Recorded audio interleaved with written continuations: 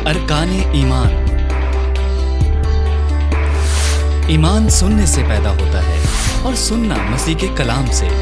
ईमान की मजबूती, भेदों का इल्म और मसीही तालीमात से पर्दा उठाने के लिए मसीही उलमाए कराम के पैगामात।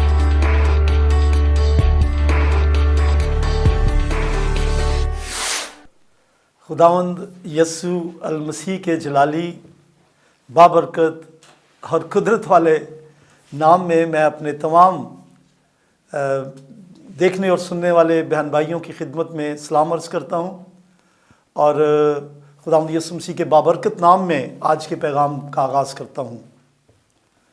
इस वक्त मैं आपके सामने तलावत करूँगा इमसाल की किताब, उसका 6 बाब 16वीं आयत से 19वीं आयत तक। यहाँ लिखा है, 6 चीज़ें हैं जिनसे खुदा को नफ़रत है, बल्कि 7 हैं जिनसे उसे कराहियत है। ऊंची आंखें, झूठी ज़बान, बेगुनाह का खून बहाने वाले हाथ, बुरे मंसूबे बांधने वाला दिल, शरारत के लिए तेज रौ पाँव, झूठा गवाह जो द्रोह गोई करता है और भाइयों में निफाक डालता है। ये जो आयात मैंने आपके सामने तलावत की हैं, इनमें से इनमें जो फहरिस्त दी गई है, 7 कराहियत अंगेज़ मकरूह गुनाह जिनसे खुदा को नफ़रत है, उनमें से पहले 2 गुनाहों के बारे में हम गौर कर चुके हैं जो गुनाह कबीरा है। पहले नंबर पे ऊंची आंखें यानी गरूर, तकब्बर, घमंड, और दूसरे नंबर पे झूठी ज़बान। और मैंने अपने गुज़श्ता मैसेज में जब मैं झूठी ज़बान के बारे में बात कर रहा था, कहा कि बहुत से मसीही और गैर मसीही झूठ इस तरह बोलते हैं जैसे झूठ गुनाह ही नहीं, गोया उनका वतीरा ज़िंदगी और लाइफ स्टाइल बन चुका है कि वो झूठ को पानी की तरह पी जाते हैं। आज हम उस तीसरे बड़े गुनाह की बाबत गौर करेंगे जिससे खुदा को नफ़रत है। खुदा मोहब्बत है और उसकी मोहब्बत का तकाजा ये है कि उसने बनी नौ इंसान को, जो कि बाग़ एदन से निकाल दिए गए थे, वापस अपने पास लाने के लिए मंसूबा नजात बनाया। और खुदावंद यसु मसीह मुजस्सम होकर इस ज़मीन पर आया और खुदा की मोहब्बत का तकाजा ये है कि यसु मसीह ने अपना आप बनी नौ इंसान के लिए दे दिया, ताकि जो कोई उस पर ईमान लाए हलाक ना हो बल्कि हमेशा की ज़िंदगी पाए। ये खुदा की मोहब्बत है।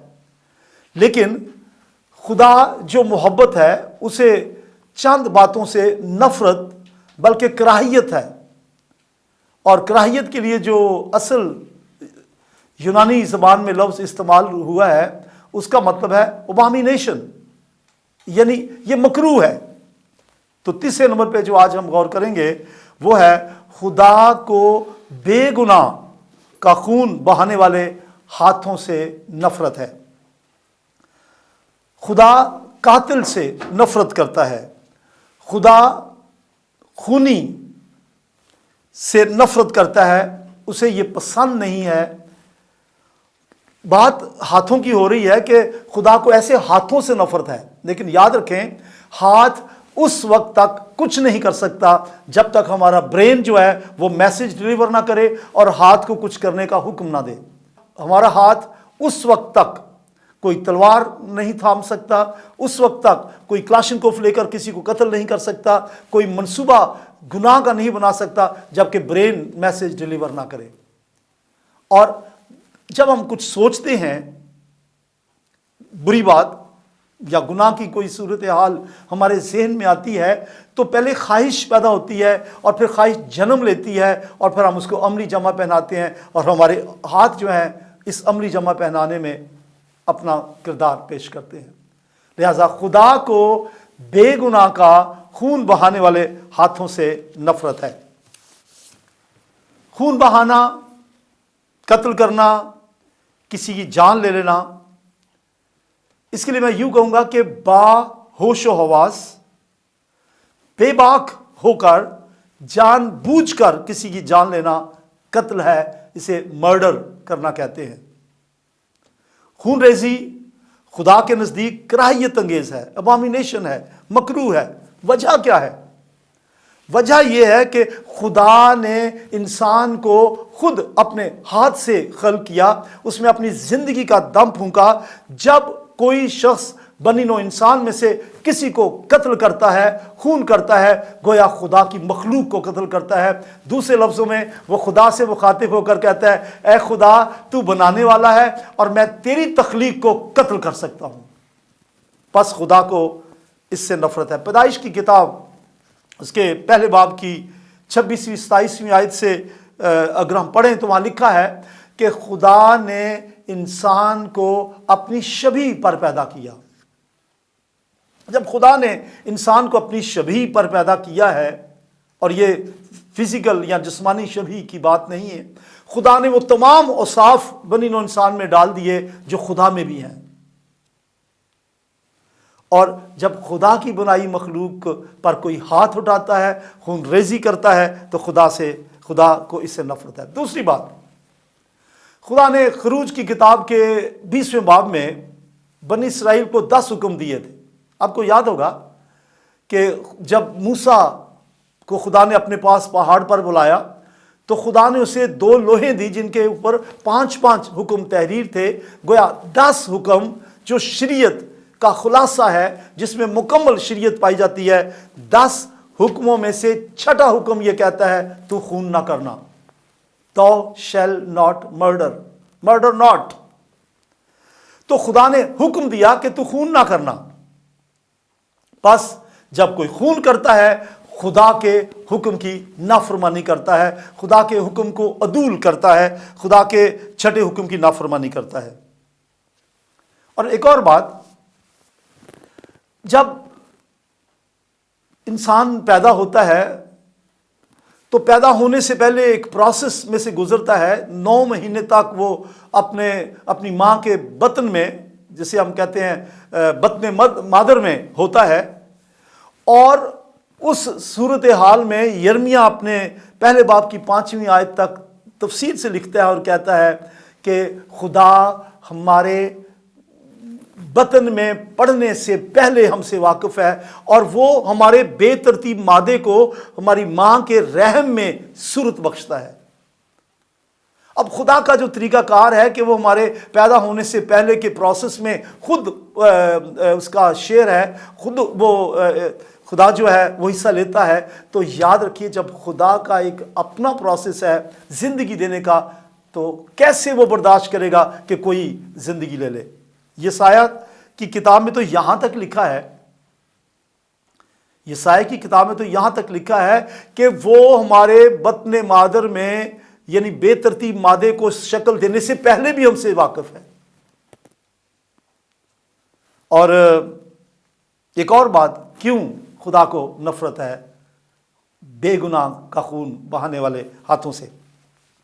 عبرانیوں کی کتاب اس کے 9ویں باب کی 27ویں آیت میں لکھا ہے کہ جس طرح آدمیوں کے لیے ایک بار مرنا اور اس کے بعد عدالت کا ہونا مقرر ہے، تو اس آیت کے مطابق جب انسانوں کے لیے خدا نے ایک بار مرنا مقرر کر رکھا ہے، اس کا مطلب یہ نہیں کہ کون سا دن، کون سا وقت، کون سے سیکنڈ، کون سی گھڑی میں اس کی ڈیتھ ہوگی، لیکن مقرر کا مطلب ہے he has to die, he will have to die۔ اس کا مطلب ہے کہ اسے مرنا ہے، اس کا مرنا مقرر ہے۔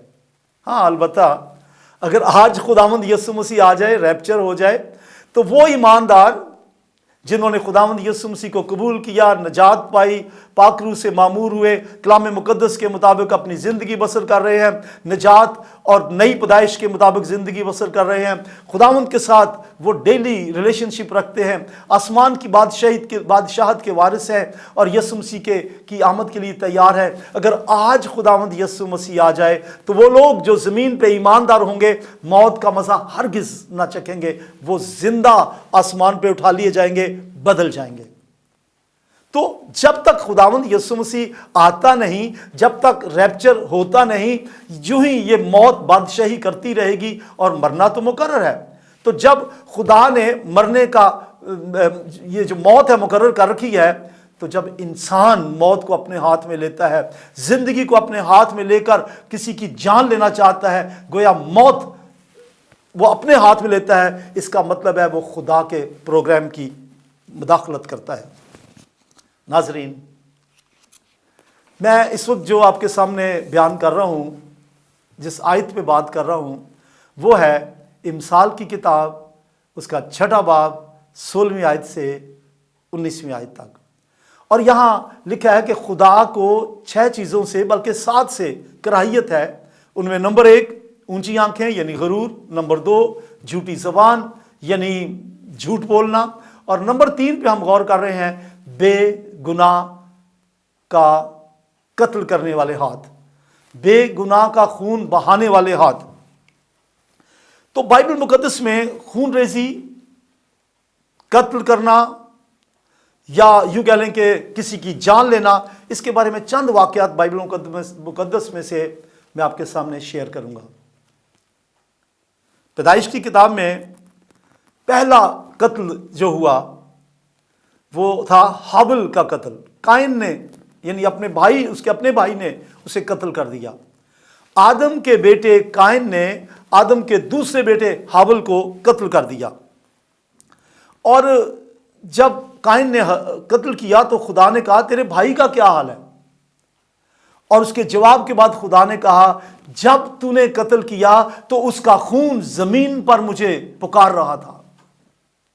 یاد رکھیں، جب خون ریزی ہوتی ہے تو خون پکارتا ہے اور خدا کے کانوں تک اس کی آواز پہنچتی ہے۔ حابل کا قتل یہ شیطان کی طرف سے ہوا۔ شیطان نے پہلے آدم اور حوا کو بہکایا، خدا کے کلام کی نافرمانی کروائی اور کہا تم ہرگز نہیں مرو گے، اور انہیں ممنوع شجر میں سے کھلایا۔ پہلے تو اس نے گناہ کیا، جھوٹ بولا، شیطان تو ہے ہی گناہ گار، اور وہ گناہ کرنا اس کا شیوا ہے، گناہ کرانا اس کا شیوا ہے۔ اس نے کہا اس پھل میں سے جو خدا نے منع کیا ہے کھا لو، کچھ نہیں ہوگا، تم ہرگز نہیں مرو گے۔ یہ جھوٹ تھا۔ اس کے بعد اس نے اس کی اولاد کو بھی نہیں چھوڑا، قائن کے دل میں حسد اور نفرت پیدا کی، لہذا اس نے اپنے بھائی کو قتل کر دیا۔ ایک اور قتل ہمیں بائبل مقدس میں ملتا ہے، یا پڑھ لیجئے 2 تواریخ اس کا 24واں باب، اور خداوند یسوع مسیح نے متی کی انجیل کے 23ویں باب کی 35ویں آیت میں بھی اس قتل کا ذکر کیا ہے۔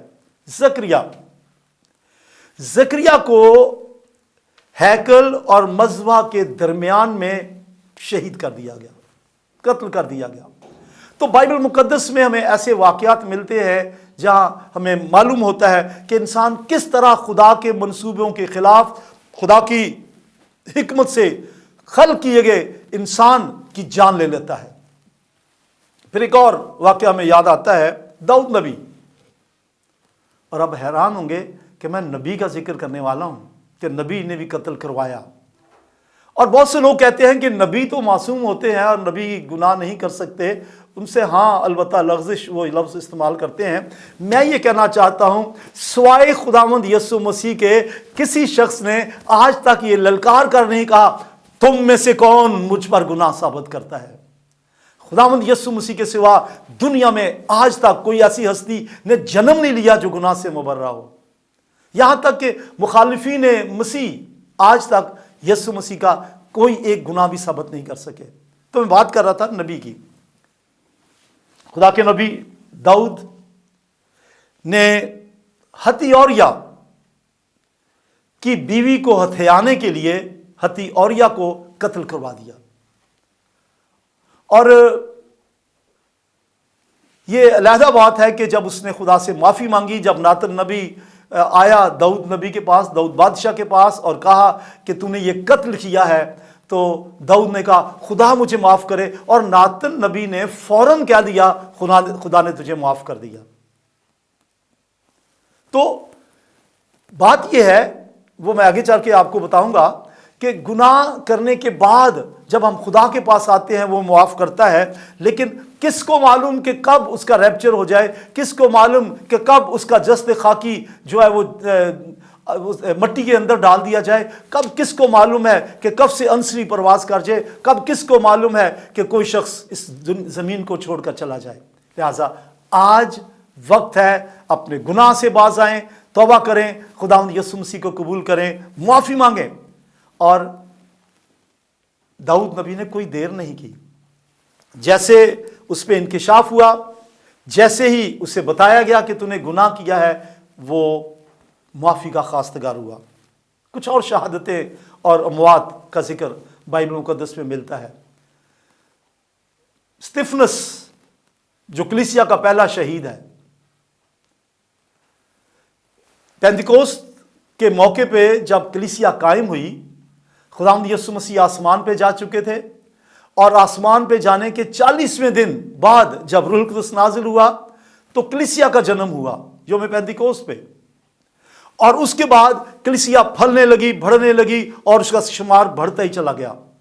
اور خدا کے بندوں نے، خداوند یسوع مسیح کے رسولوں نے اپنے میں سے، اب ان ایمانداروں کی گروہ میں سے جو پینتیکوست کے دن جماعت میں آگے تھے، 7 نیک نام شخص چنے تاکہ وہ کلیسیائی انتظامات میں ساتھ دیں۔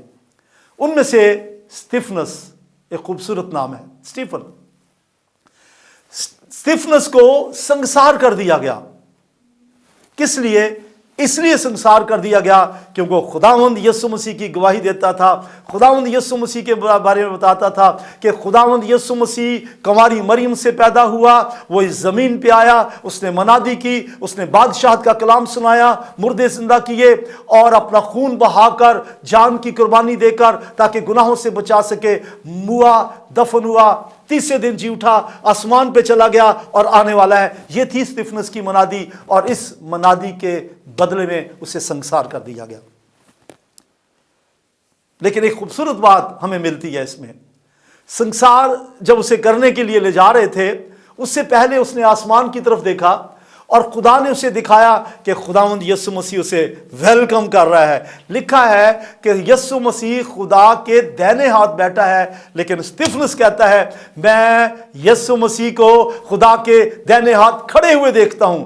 گویا جب کوئی اس کا بندہ شہید ہوتا ہے، وہ کھڑے ہو کے ویل ڈن، ویل ڈن، شاباش کہہ کے ویلکم کرتا ہے۔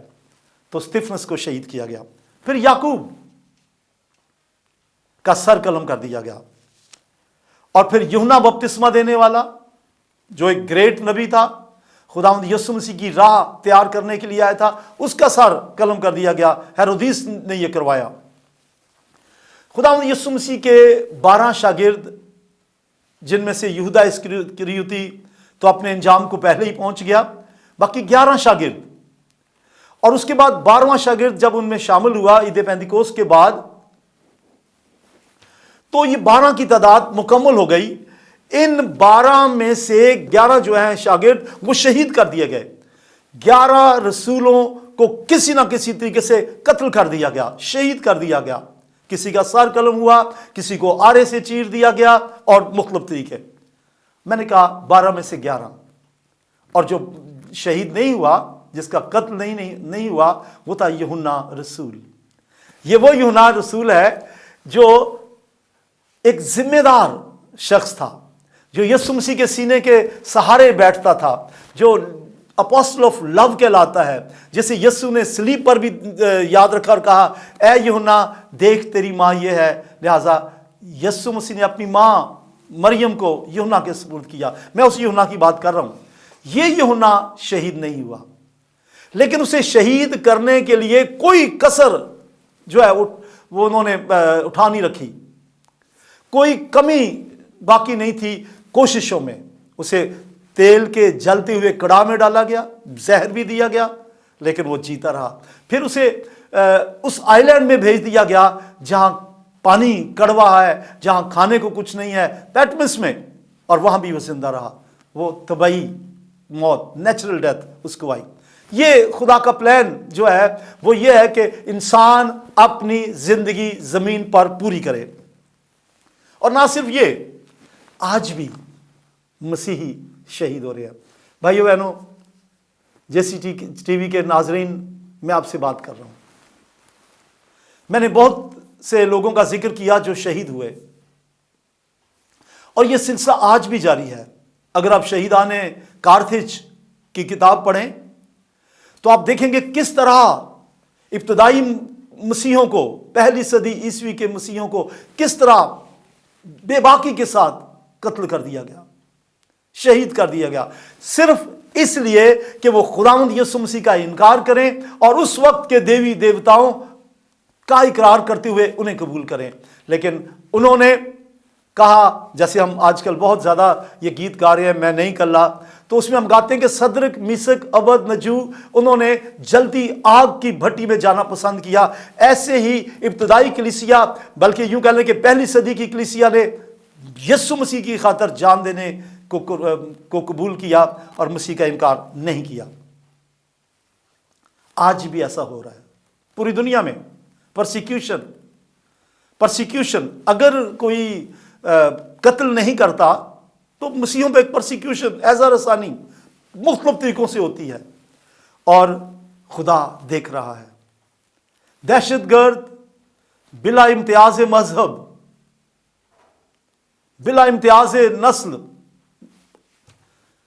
بری طرح سے بنی نوع انسان کا قتل عام کر رہے ہیں، اور ہمیں خدا کے کلام میں ملتا ہے کہ خدا اپنے شہیدوں کے خون کا بدلہ لے گا۔ بھائیو، یہ تھے چند قتل جو میں نے آپ کو بتائے۔ اب میں آپ کی توجہ ایک خاص قسم کے قتل کی طرف لے کے جانا چاہتا ہوں، دور حاضرہ کے قتل۔ خدا کو نفرت ہے قتل سے، اور وہ بہت سے واقعات اخبارات میں آپ پڑھتے ہیں، ٹی وی پہ دیکھتے ہیں، بیوی کا قتل یا بہو کا قتل، اور بعد میں چولہا پھٹنے کا ڈرامہ۔ بڑی بے باکی سے خواتین کو قتل کر دیا جاتا ہے، پھر غیرت کے نام پہ، جسے آنر کلنگ کہتے ہیں، غیرت کے نام پہ قتل۔ کس نے آپ کو اختیار دیا کہ آپ بنی نوع انسان کی جان کو اپنے ہاتھ میں لیں؟ اور پھر اس کے علاوہ اور بھی ہے قتل، لاپرواہ ڈرائیونگ، بغیر لائسنس کے ڈرائیونگ، اور پھر رشوتی لائسنس حاصل کرنے کے بعد سڑک کے اوپر اپنے بچوں کو آپ بھیج دیتے ہیں۔ اس بڑے گناہ سے باز آئیں، کیونکہ لکھا ہے حکومتوں کے تابع رہیں، لہذا کوشش کریں کہ ٹریفک کے اصول کی پابندی کریں تاکہ کسی کی جان نہ لینے پائیں۔ اس کے علاوہ اور بھی چند قتل ہے، ریپ کر کے، زنا بالجبر کے بعد قتل کر دینا، یہ گناہ بھی بہت عام پایا جاتا ہے، ریپ کا گناہ۔ ایک اور گناہ جو قتل کے زمرے میں آتا ہے وہ ہے خودکشی، خود اپنی ہی جان لے لینا، اور یہ قانون بھی جرم ہے، وجہ کچھ بھی ہو، اسباب کوئی بھی ہوں، لیکن اپنی جان لے لینا، گویا انسان کے بنائے ہوئے شخص کی جان لے لینا کسی کی جان لینے کے برابر ہے، یہ قانون بھی جرم ہے، اور خدا کی نظر میں بھی گناہ کبیرہ ہے۔ اور آج کل ایک اور گناہ بڑا عام ہے، اور خصوصاً لاہور اس میں، اور ہمارا یہ سارا ایریا قصور اور لاہور یہ ایریا اس میں شامل ہے، اور وہ یہ ہے پتنگ اڑانے کے لیے ڈور کے اوپر خاص قسم کا کیمیکل لگا کر پتنگ اڑائی جاتی ہے، جس سے پتنگ بازی کرنے والے بہتوں کی جان لے لیتے ہیں۔ ڈور بعض کے گلوں میں پھر جاتی ہے، بعض کے کانوں میں پھر جاتی ہے، اور بہتوں کی جان چلے جاتی ہے۔ خدا کو نفرت ہے خون ریزی سے۔ ایک اور ہے طریقہ جس سے ہم دوسروں کی جان لیتے ہیں، وہ ون ویلنگ۔ یہ ون ویلنگ ایک کھیل بنا رکھا ہے، اور اس سے آپ جو لوگ یہ ون ویلنگ کرتے ہیں نہ صرف اوروں کی جان بلکہ اپنی جان بھی لے لیتے ہیں۔ اور اس وقت عزیزوں میں ایک خاص پوائنٹ کی طرف آپ کی توجہ لے جانا چاہتا ہوں، مجھے معاف کیجئے، کیونکہ شاید پاکستان میں یہ اس پہ بات کرنا اچھا نہ سمجھا جاتا ہو، لیکن مجھے کرنا ہے، اور یہ ہے ابارشن، معصوم بے گناہ بچوں کی جان لے لینا ان کی پیدائش سے قبل۔ میں تھوڑی دیر پہلے بتا رہا تھا، یرمیہ کی کتاب میں لکھا ہے کہ خدا ہمارے بے ترتیب مادے کو ہمارے ماں کے بطن میں ترتیب دیتا ہے، تو جب یہ بے ترتیب مادہ جو ہے وہ ایک جنم لینے کے لیے تیاری کے پروسیس میں ہوتا ہے، تو وہ ایک جیتی جان ہوتا ہے، اور بہت سے لوگ रहम मादर में पड़े बच्चे को उसकी पैदाइश से पहले कत्ल कर देते हैं। और इसमें मैंने देखा है ना सिर्फ माएँ शामिल हैं, बाज़ औक़ात उनके बच्चों के बाप भी शामिल हैं, मियाँ बीवी दोनों शामिल हैं। और बहुत दफ़ा, माफ़ कीजिए, जैसे मैंने पहले कहा, लड़कियों की माएँ शामिल होती हैं इसमें। ये गुनाह है। और मैं इसकी आपको एक मिसाल देना चाहता हूँ, खूबसूरत मिसाल। मैंने कहीं ये मिसाल देखी। कोई खातून किसी डॉक्टर के पास गई और कहने लगी, डॉक्टर साहब, मैं ये बच्चा जो मेरे रहम में है इसे ख़त्म कर देना चाहती हूँ। उसके पास एक दूसरा बच्चा था जो अपने साथ लेके आई थी, शायद 2 या 3 साल का। तो उसने कहा, ये मेरे लिए काफ़ी है और मैं इसे नहीं रखना चाहती, लिहाजा डॉक्टर साहब प्लीज़ मेरी हेल्प करें।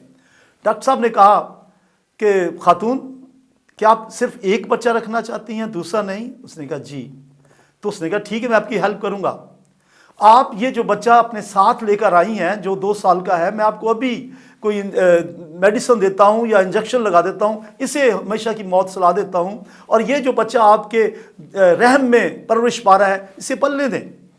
तो कहेंगे no no no no doctor साहब, ये आपने कैसी बात की, ये कैसे हो सकता है, ये तो जिंदा जीती जान है। उसने कहा जी नहीं, पहले ही दिन जब प्रेगनेंसी का प्रोसेस शुरू होता है, एक शख्स जो प्रेगनेंसी के अमल का पहला दिन होता है उसमें जिंदा जीती जान होता है। और ये खातून तौबा करके वहां से गई। अजीजों, इस गुनाह से बचिए, खबरदार रहिए।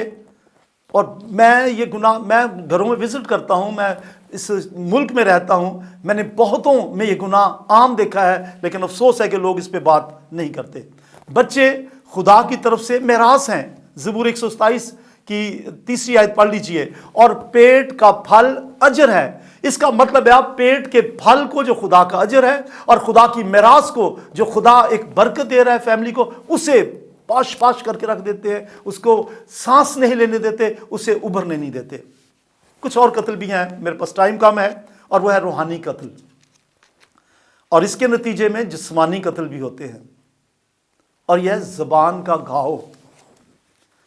कहते हैं कि ज़बान का घाव जो है ना, ये नहीं मिटता। भाई या इंसान का इंसान से अदावत रखना। पहला यूहन्ना उसका 3रा बाब उसकी 15वीं आयत में लिखा है, जो कोई अपने भाई से अदावत रखता है वो खूनी है, और तुम जानते हो किसी खूनी में हमेशा की जिंदगी नहीं। तो खून ना करना, हुक्म है तू खून ना करना, क्योंकि ये खून जिसकी बात अब कर रहा हूं, ये हाथ से नहीं, ये ज़हन से है, हमारी सोच से है, हमारी अक्ल से है। हम अपनी अदावत से, नफरत से दूसरों को कत्ल कर देते हैं। और मैंने कहा भाई को कत्ल करने से मुराद ये है कोई भी इंसान, क्योंकि हम सब जो नस्ल आदम हैं हम भाई हैं। और भाई का कत्ल जब हम हसद करके करते हैं, या नफरत करके करते हैं, या ज़ुबान के घाव से करते हैं, या दावत करके करते हैं, खुदा को इससे नफरत है। अब मैं आपको बताना चाहता हूं मेरी बहनों और भाइयों, ये जो कत्ल होते हैं इनका मूजद कौन है, इनका जो फाउंडर है वो कौन है? वो शैतान है। जिंदगी का मालिक खुदा है, मौत को हाथ में लेकर इस्तेमाल करने वाला, दूसरों की जान लेने वाला, ये शैतान है। आदम की जिस्मानी और रूहानी दोनों तरह की मौत का जिम्मेदार शैतान बन गया। यूहन्ना की इंजील 10वें बाब की 10वीं आयत में लिखा है कि शैतान हलाक करने के लिए आता है। तो हलाकत और खूनरेजी के पीछे जो पावर कार फरमा है वो अबलीस है। कत्ल के असबाब जो हैं कुछ भी हों, जैसे मैंने कहा, लेकिन चंद एक मैं बयान करूंगा। बुरे ख्यालात, और मैंने पहले भी इसका जिक्र किया, जब वो ज़हन में आते हैं, हमारे ज़हन में बुरी रविश और बुरा ख्याल और बुरी नीयत जन्म लेती है और हम गुनाह कर बैठते हैं। शैतान की पैदा करदा ख्वाहिश, हसद, गुस्सा जो है, उसको हाथ में लेकर हम इंतकाम लेते हैं और जान लेते हैं। फिर खून का इंतकाम लेने का बड़ा रवाज है। ज़बूर 94 की 20वीं से 23वीं आयत में लिखा है कि खून का इंतकाम लेने वाले, खून रेजी करने वालों का जो खुदा है वो उनको काट डालेगा, खुदा हिसाब लेगा। इब्रानियों 6 बाब की 6 आयत। और रोज़े अदालत मुआफ़ी ना होगी। मुकाशवा 21वें बाब की 8वीं आयत और 22वें बाब की 15वीं आयत में लिखा है कि खूनियों का हिस्सा आग और गंधक से जलने वाली झील में होगा। सुनिए, इमाल की किताब 17 बाब की 30 और 31वीं आयत में लिखा है कि खुदावंद यीशु मसीह जब तख्ते अदालत पे बैठेगा तो वो इंसाफ करेगा, अदालत करेगा और तमाम खूनियों को हलाक करेगा। वो अपने मुंह की फूंक से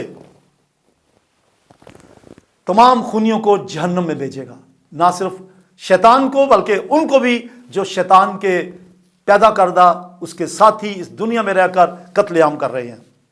यीशु तख्ते अदालत पे बैठेगा, बड़े सफेद तख्त पर बैठेगा। मुकाशवा 20 बाब की 13 आयत और फिर लूका की इंजील के 11वें बाब की 50वीं और 51वीं आयत कहती है कि खुदा अपने शहीदों के खून का हिसाब लेगा। बहनों और भाइयों,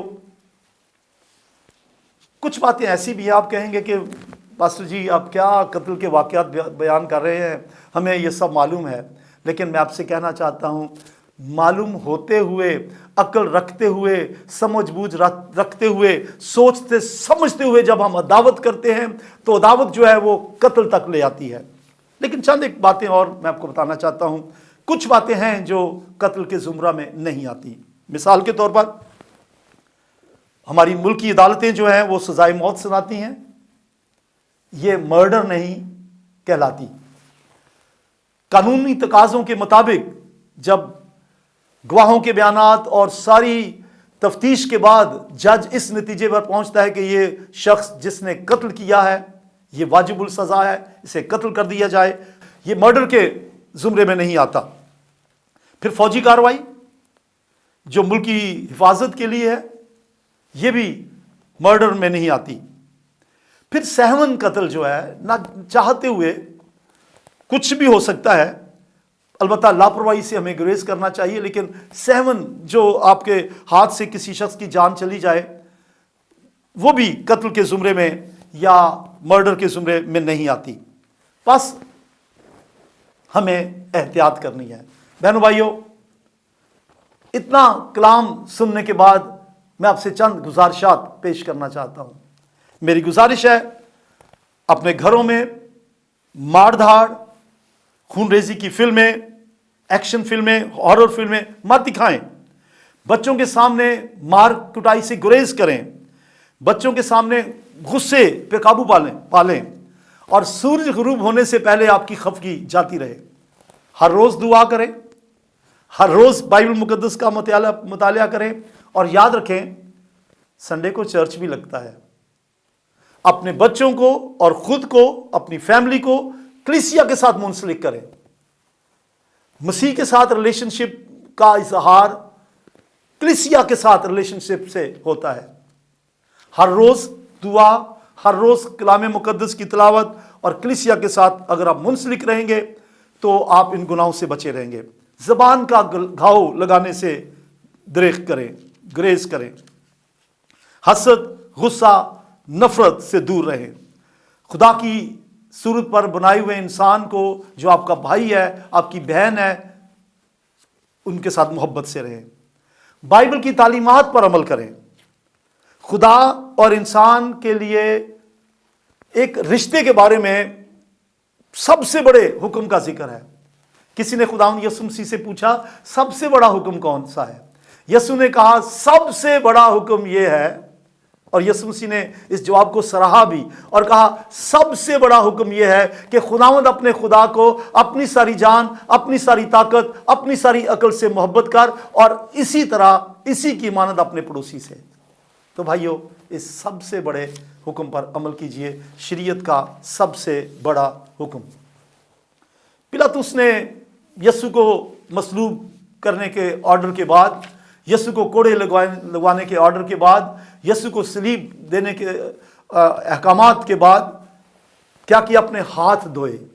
याद रखें, हाथ धोने से गुनाह नहीं धुलते, दिल धुलने से गुनाह धुलते हैं। तो अपना दिल यीशु के पास लाएं, यीशु से कहें खुदावंद यीशु मसीह मेरे दिल को अपने खून से धो दे, मेरे दिल को पाक कर दे, मैं गुनहगार हूँ, मेरे गुनाह माफ़ कर, मैं तौबा करता हूँ या करती हूँ। जब आप यीशु के लहू को पुकारेंगे, यीशु का लहू हमें तमाम गुनाहों से पाक करता है। हलाक करने वालों से ना डरें, जिस्म को कत्ल करने वाले से ना डरें, खुदा से डरें। यीशु से नया दिल लेकर नई जिंदगी गुजारें, यीशु को दिल में रखें और खुदा से रोज़ाना की बुनियाद पर रिश्ता कायम करें। नाज़रीन, मैंने इमसाल की किताब के 6 बाब की 16वीं आयत से 19वीं आयत तक शुरू में तिलावत की और मैंने बताया कि खुदा को 7 बातें हैं जिनसे सख्त नफरत है, कराहियत है, जो कि खुदा के नज़दीक मकरूह हैं, अबॉमिनेशन है। उनमें नंबर 1 ऊंची आंखें यानी तकब्बर, झूठी ज़बान यानी झूठ बोलना, और अभी जिस तीसरे नंबर पे हम गौर कर रहे थे वो है बेगुनाह का खून बहाने वाले हाथ। तो उसी से इन कलाम की खूबसूरत आयात को अपने दिल में रखें और अपने गुनाहों से तौबा करें। क्या आप अपनी आंखें बंद करेंगे और अभी खुदावंद यीशु मसीह से दरख्वास्त करेंगे, प्लीज़ अपनी आंखें बंद कीजिए और अगर चाहें तो अपने हाथ खड़े कर लें और खुदावंद से कहें, ऐ प्यारे खुदावंद यीशु मसीह, मैं गुनहगार हूँ, मेरे गुनाह माफ़ कर। ऐ यीशु, अपने खून से मेरे दिल को धो दे, पाक कर दे, मुझे नया दिल मिल जाए, गोश्तीन दिल जो है, जो तेरी तरफ से पाक दिल है वो मिल जाए, संगीन दिल निकाल दे और यीशु मेरे दिल को अपना तख्त बना ले, ताकि आज से अभी से मैं तेरे कलाम के मुताबिक ज़िंदगी बसर करूँ। ऐ प्यारे खुदावन, जितनी बहनों और भाइयों ने ये दुआ की है कि वो अपने गुनाहों से तौबा करते हैं, मेरा ईमान है तूने उनकी दुआ को सुना है। ऐ खुदावन, वो गवाही देना शुरू करें, औरों को बताएं कि तूने उनकी ज़िंदगी में इनकलाब बर्पा किया है। ऐ खुदावन, वो खादमों को बताएं ताकि खादम उन्हें अगला कदम यानी बपतिस्मे का कदम जो है वो लेने के लिए तालीम दे सकें। खुदावन, नाजरीन के तमाम मंसूबों को जो तेरे कलाम के ख़िलाफ़ है, यीशु के नाम से डांटता हूँ और दुआ करता हूँ कि ये हमेशा तेरे मंसूबे पे अमल करें। खुदावन, यीशु मसीह के नाम में।